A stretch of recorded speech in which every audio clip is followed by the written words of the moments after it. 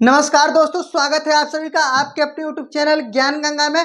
दोस्तों आज की वीडियो में हम बात करने वाले हैं क्या सी टेट के एग्जाम को पास करने के निंजा ट्रिक के बारे में। हाँ गाइस, आपको बता दें कि अगर आप इस ट्रिक को फॉलो करते हैं तो आप 130 और 140 नंबर ला सकते हैं सी टेट में। यानी कि मैं 100% गारंटी देता हूं कि अगर आप पूरी वीडियो देखते हैं तो आप जो है 120 से प्लस ही नंबर लाएंगे, उससे कम नंबर नहीं आएगा।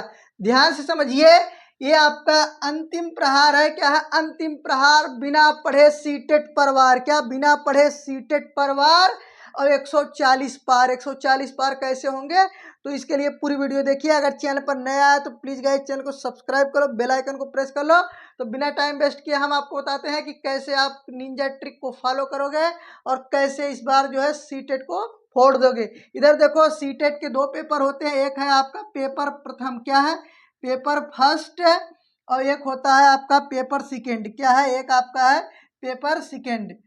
Paper second. अगर आप बीएड बीटीसी किए हैं कुछ भी, तो जो बीटीसी किए हैं, डीएलएड किए हैं, वो पेपर फर्स्ट का एग्जाम देंगे। और जो बीएड किए हैं वो क्या है? पेपर सेकेंड का देंगे। क्या है? पेपर सेकेंड का देंगे। तो अब ध्यान से समझिए कि कैसे आप क्या कर सकते हैं, इसको पार कर सकते हैं। तो टोटल एग्जाम होता है 125, 100 क्या है? 50 नंबर का। ध्यान से समझिए, क्या है? 150 नंबर का टोटल एग्जाम होता है। और कैसे कैसे आप पास करेंगे, देखो पहला जो यहाँ पार्ट होता है वह क्या होता है? बाल विकास का होता है, सीडीपी का होता है। क्या होता है? सीडीपी का। सीडीपी का 15 क्वेश्चन रहेगा। क्या रहेगा? 15 क्वेश्चन रहेगा। और उसमें प्लस 15 क्वेश्चन रहेगा पेडागोजी का। क्या रहेगा? 15 क्वेश्चन पेडागोजी का। जो सीडीपी पेपर 1 की होती है वही सीडीपी पेपर 2 की होती है। क्या होती है? वही सीडीपी क्या होती है? पेपर 2 की होती है। ध्यान से समझिए कैसे नंबर आएगा। ये लास्ट वीडियो है। आप इसके बाद आपको कोई वीडियो नहीं देखने की जरूरत है। आप केवल एग्जाम में जाइए। देखिए 15 नंबर क्या है? सीडीपी का है। 15 नंबर क्या है? पेडागोजी का है। तो पहले समझिए सीडीपी में आपको क्या करना है। क्या है? सीडीपी में आपको क्या करना है और उसके बाद पेडागोजी में क्या करना है। तो पेडागोजी के लिए हम लास्ट में बताएंगे, पहले आप सब्जेक्ट वाइज समझिए। तो सीडीपी में आपसे यही पूछा जाता है कि बच्चा कितने वर्ष का वो शैशव काल होता है, कितने वर्ष का चाइल्ड बाल का जो है उत्तर बाल्यकाल, मध्य बाल्यकाल। ठीक। तो जो बच्चे के बारे में, बच्चे के विकास के बारे में जो क्रम है, आप उसको थोड़ा बहुत ध्यान से पढ़ेंगे या फिर जो आपने आज तक नोटिस किया है उसी को आप माइंड मैप बना लेंगे कि कैसे कैसे बच्चे का विकास है। देखिए नाम ही है सीडीपी, चाइल्ड डेवलपमेंट। क्या है? सीडीपी। तो यहाँ पर बच्चे के बारे में जो सामान्य जानकारी है बस उसी पे आप फोकस करेंगे, बहुत ज़्यादा दिमाग लगाने की ज़रूरत नहीं है। उसके बाद यहाँ से आप क्या है, कम से कम 10 नंबर आराम से ला सकते हैं इस 15 में। क्या है? 15 में 10 नंबर आप आसानी से ला सकते हैं। इसमें कोई आपकी समस्या होने वाली नहीं है। चाहे आप पेपर 1 दो, चाहे आप पेपर 2 दे, केवल आप बच्चे के बारे में थोड़ी जानकारी रखते हैं। जो आपका दूसरा पार्ट होता है, पार्ट इसमें क्या है, टोटल 5 पार्ट होते हैं और पूरा 150 नंबर का पेपर होता है। देखिए अगर यहाँ पर क्या है, यहाँ पर भी मैथ होता है। क्या होता है? यहाँ पर मैथ होता है। और मैथ में 15 नंबर मैथ होता है, 15 नंबर मैथ का पेडागोजी होता है। और यहाँ पर भी एक प्रकार से आपका देखिए क्या है, मैथ ही है। क्या है? मैथ है। जो कि दोनों के सिलेबस में डिफरेंस होता है। क्या होता है? दोनों के सिलेबस में डिफरेंस होता है। मेन डिफरेंस अभी समझिए। अब यहाँ जो है नंबर सिस्टम, क्या है, नंबर सिस्टम और थोड़े इजी क्वेश्चंस रहते हैं। इसको आप एक दो बार अगर जो भी पढ़े हैं उसको रिवाइज कर लेंगे। अगर नहीं पढ़े हैं तो ध्यान से समझिए। नंबर सिस्टम और जनरल अलजेब्रिक इक्वेशन से यहाँ पर क्वेश्चन आते हैं। यहाँ पर क्वेश्चन जो है अलजेब्रिक इक्वेशन के साथ साथ मेंसुरेशंस, क्षेत्रमिति जो है, और शंकु, बेलन, आयत, इन सब से क्वेश्चंस आते हैं। चक्रवृद्धि ब्याज से क्वेश्चन आते हैं।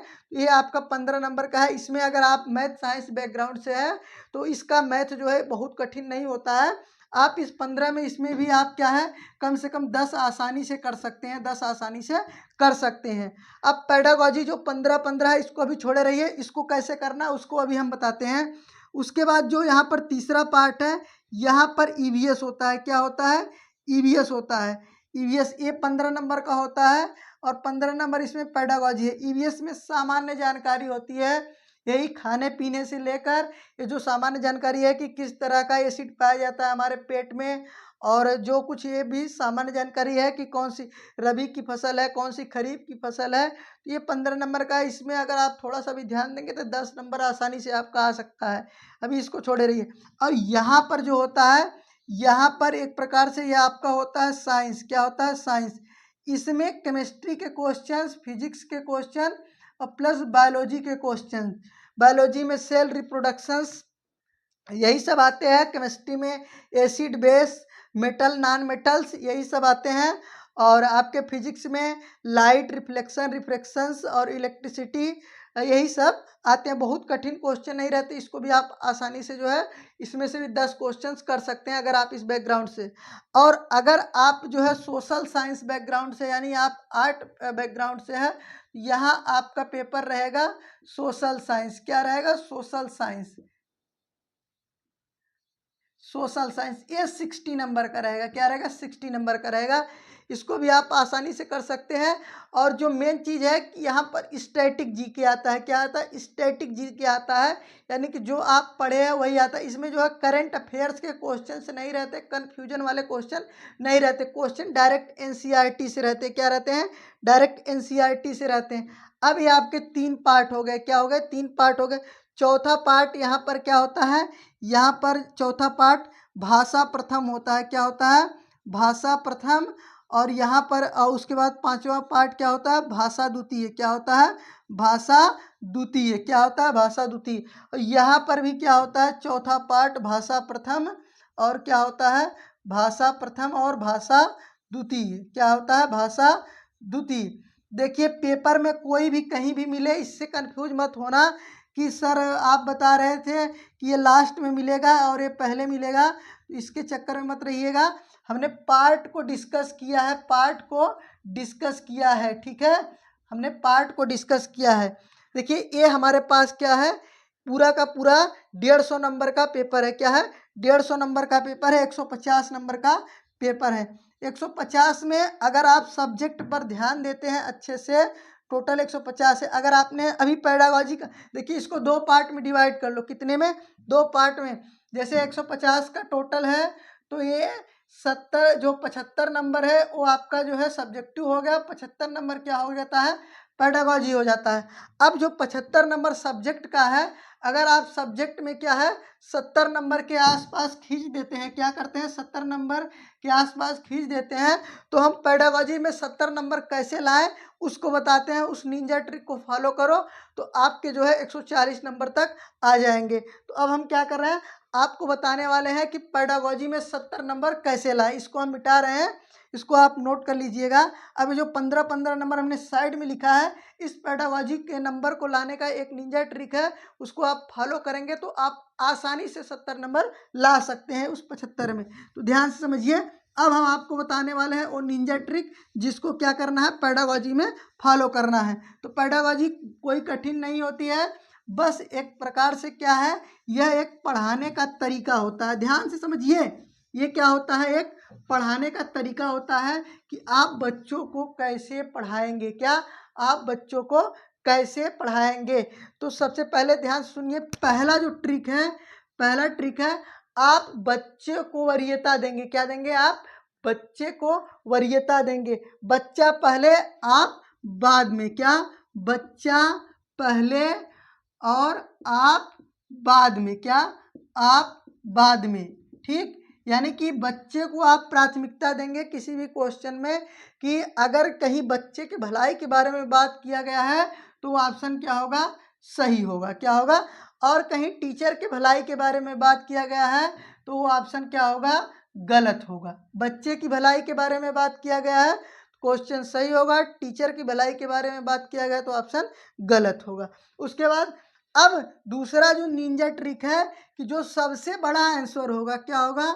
सबसे बड़ा आंसर होगा। सबसे बड़ा आंसर होगा वही आपका क्या होगा? सही होगा। सबसे बड़ा आंसर अगर दिख रहा है, जैसे लंबा लंबा है, तो उसमें जो सबसे बड़ा है वो क्या होगा? उसके सही होने की संभावना ज़्यादा है, यानी कि लगभग लगभग ये 90% यही सही होता है।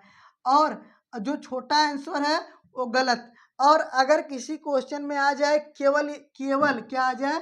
केवल यही ट्रिक या केवल यही नियम, या केवल अगर इस तरह से आता है तो वह ऑप्शन क्या होगा आपका गलत होगा। केवल वाला ऑप्शन हमेशा क्या होता है, गलत होता है। क्या होता है, हमेशा गलत होता है। उसके बाद जो तीसरी निंजा ट्रिक है, अब आपको क्या करना है, सकारात्मक और नकारात्मक सवाल पूरे यहाँ पर पूछे जाते हैं। तीसरा यहाँ पर सकारात्मक होता है, सकारात्मक क्या करना चाहिए और क्या नहीं करना चाहिए, बस यही 4 पॉइंट होते हैं। एक तो पहले बच्चे का आप ध्यान रखेंगे, उसके बाद सबसे बड़ा तो सकारात्मक आंसर का उत्तर जो होगा वो सकारात्मक होगा। पॉजिटिव का आंसर पॉजिटिव पर लगाएंगे, ध्यान से समझिए, पॉजिटिव का आंसर पॉजिटिव पर लगाएंगे। यहाँ पर अगर आपको कहीं ऑप्शन में मिल रहा है बच्चे को अवसर देना, क्या, बच्चे को अवसर देना, तो अगर बच्चे को अवसर देना मिल रहा है तो इसको क्या करेंगे आप, टिक कर देंगे, ये आपका करेक्ट आंसर है। क्या है आपका करेक्ट आंसर। उसके बाद अगर कहीं मिल रहा है बच्चे को प्रोत्साहन देना, क्या, बच्चे को प्रोत्साहन देना, क्या, प्रोत्साहन देना, प्रोत्साहन देना, तो ये भी क्या होगा आपका करेक्ट आंसर होगा। क्या होगा, इस पे आप लगा देंगे। केवल आप यही आप इम्पोर्टेंट की पॉइंट उसमें ढूंढेंगे, ठीक। और उसके बाद आपका क्या है, चर्चा में शामिल करना, क्या, चर्चा में शामिल करना, चर्चा में शामिल करना, क्या, चर्चा में शामिल करना। अगर चर्चा में शामिल करना मिल जा रहा है तो अभी क्या करेंगे आप उसको टिक कर देंगे। ये क्या होते हैं, सकारात्मक होते हैं। सकारात्मक का सकारात्मक आंसर क्या करेंगे आप टिक करेंगे तो आपको क्या है 100% क्वेश्चन सही होंगे। उसके बाद अगर इनको क्या है विभिन्न गतिविधियों में शामिल करना, क्या है, विभिन्न गतिविधियों में शामिल करना, ध्यान से समझिए, विभिन्न गतिविधियों में अगर ऐसा आ रहा है गतिविधियों में शामिल करना, विभिन्न गतिविधियों में शामिल करना, अगर ऐसा आ रहा है तो इसको भी आप टिक करेंगे, सकारात्मक का सकारात्मक आंसर। अब देखो चौथा जो पॉइंट होता है सीटेट में पेडागोजी का, वो क्या होता है, नकारात्मक का होता है। क्या होता है, नकारात्मक का होता है, नकारात्मक। अगर क्वेश्चन नकारात्मक में है और क्वेश्चन नकारात्मक में है तो उसका आंसर क्या देंगे आप, नकारात्मक में ही देंगे, किसमें, नकारात्मक में ही देंगे, ठीक। अगर क्वेश्चन सकारात्मक में है आंसर नकारात्मक में है तो क्या होगा, गलत होगा। क्या होगा, गलत होगा। क्वेश्चन नकारात्मक है तो आंसर में आप नकारात्मक टिक करेंगे तो सही होगा, और क्वेश्चन नकारात्मक है आंसर सकारात्मक देंगे तो क्या होगा, गलत होगा। ये सब सकारात्मक पॉइंट आप भी हो, क्या है, सकारात्मक पॉइंट आप भी हो। नकारात्मक में यहाँ पर क्या है, जैसे कठोर नियम बनाना, क्या है, कठोर नियम बनाना, क्या है, कठोर नियम बनाना।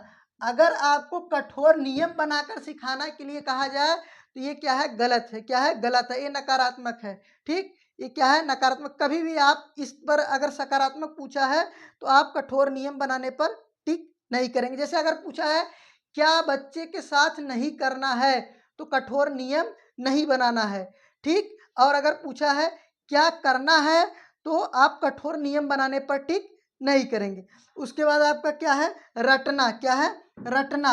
अब बच्चे को हम कुछ भी रटाएंगे नहीं, क्या, रटना। इनको कभी हम किसी चीज को रटने पर जोर नहीं देंगे, समझ में आई बात। उसके बाद हम इनको व्याख्या करना, क्या, इनको व्याख्या करना, व्याख्या करना, दंड देना, क्या, दंड देना, दंड देना, और क्या, पुरस्कार देना, पुरस्कार भी नहीं देना, पुरस्कार देना। अगर इस तरह का पॉइंट आता है तो ये क्या है आपके निगेटिव पॉइंट ऑफ व्यू, क्या है, निगेटिव पॉइंट ऑफ व्यू है। तो अगर नकारात्मक है तो नकारात्मक आंसर देंगे, सकारात्मक है तो ये गलत होगा। अब इसके बाद आपको बता दें कि जो आपको पेपर करना है वो पेपर आपको 3 स्टेप में करना है। क्या करना है, 3 स्टेप में करना है। कैसे करने है ये भी ध्यान दो। पहली बात तो आप शुरू में ही आप गोला नहीं भरेंगे, आप पेपर 3 स्टेप में कैसे करेंगे इसको देखो। देखो पहले तो आप क्या करेंगे, अगर आप नहीं पढ़े हैं तो आपको कैसे क्वेश्चन लगेंगे और आपको देना कैसे, देखो पहले क्या करेंगे आप आंसर शीट में जो कुछ भरना है उसको भर लेंगे लेकिन गोला नहीं करेंगे। और आपको जो पेपर मिलेगा वो पेपर आप क्या कर सकते हैं, आसानी से घर ला सकते हैं। तो आप क्या कर सकते हैं, पेपर पे कुछ भी लिख सकते हैं, टिक कर सकते हैं। क्या कुछ भी लिख सकते हैं, टिक कर सकते हैं। ये बोर्ड का पेपर नहीं है, बोर्ड का एग्जाम नहीं है, इसमें आप टिक कर सकते हैं पेपर में। अब देखिए, पहले तो आप क्या करेंगे, राउंड फर्स्ट यानी कि पहले राउंड में क्या करेंगे कि जो क्वेश्चन एक बार पढ़े आपको आंसर आ गया, तो ऐसे सारे पेपर पे जो पहला दूसरा आप अपना टिक लगाते चले जाएंगे। एक राउंड हो गया।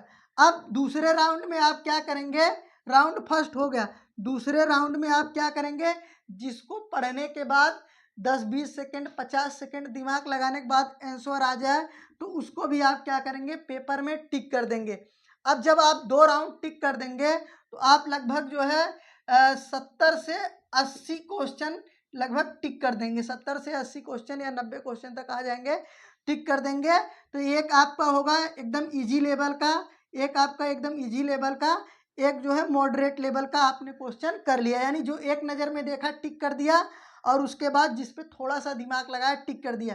अब आप इसको करने के बाद अब आप क्या भरेंगे, गोला भरेंगे। क्या भरेंगे, आप गोला भरेंगे। गोला भरने के बाद फिर आप दोबारा अब आप पेपर को उठाएंगे राउंड थर्ड के लिए। राउंड थर्ड में अब इसमें आप देखेंगे कि जितना दिमाग लगा सकते हैं उतना लगाते जाएंगे, और अब क्या करेंगे, आप संभावित क्वेश्चन पर टिक करेंगे। क्या, संभावित जो आंसर है उस पर टिक करेंगे। क्यों, क्योंकि देखो निगेटिव मार्किंग नहीं है, आपको कोई क्वेश्चन नहीं छोड़ना है। अब आप देखेंगे ऐसा लगेगा जिसपे संभावना पॉसिबिलिटी, क्योंकि आपको एग्जैक्ट आंसर तो आ नहीं रहा है। अगर आ रहा है तो ठीक है, नहीं नहीं आ रहा है तो पॉसिबिलिटी पर टिक करेंगे, और धड़ाधड़ क्या करेंगे, आप पेपर को देखते जाएंगे, जो पॉसिबल लगेगा टिक करते जाएंगे। अब उसके बाद क्या करेंगे, तब जो बचा हुआ है सारे गोले को फिल कर देंगे। अब हमने क्यों कहा कि यहाँ गोला भर दो, हमने इसलिए कहा कि अगर आप इतना करने में, हो सकता है अगर आप पहली बार शामिल हो रहे हो, पहली बार शामिल हो रहे हो, तो आप पूरा का पूरा एक बार में गोला करने में दिक्कत हो सकता है पूरा टिक करके गोला करो तो समय न मिले। इसलिए राउंड फर्स्ट और राउंड थर्ड के बाद, फर्स्ट सेकंड के बाद आप गोला कर लेंगे। हो सकता है राउंड थर्ड के लिए आपको क्वेश्चन देखने का समय न मिले। अगर समय न मिले तो फर्स्ट और सेकंड वाला आपका एग्जैक्ट आंसर है, इस पर आप गोला पर क्या करेंगे, गोला भर देंगे। और थर्ड वाले के लिए अगर क्वेश्चन नहीं देख पाते हैं, यानी समय नहीं मिल पाता है, 5 मिनट 10 मिनट मिल रहा है, तब क्या करेंगे, जो बचे हुए गोले हैं तो उसको आप क्या करेंगे, अपने हिसाब से क्या करेंगे, टिक करेंगे। उसमें भी क्या करेंगे, पहला ऑप्शन नहीं करेंगे। पहला ऑप्शन जनरली सही नहीं होता है, ज़्यादातर सी और बी को आप टिक करेंगे। सी बी, और सबसे ज़्यादा सी, उसके बाद बी, उसके बाद डी पर टिक करेंगे। आप पूरा, आप आंसर शीट क्या है, पूरा गोला भर देंगे, क्योंकि निगेटिव मार्किंग नहीं है। तो ध्यान से समझिए। अगर अभी भी आपको कोई संशय है, कोई समस्या है, कोई डाउट है, तो आप कमेंट करके आप अपने सवाल पूछ सकते हैं। तो आज के लिए इतना है, मिलते हैं फिर नेक्स्ट वीडियो में, तब तक के लिए टेक केयर।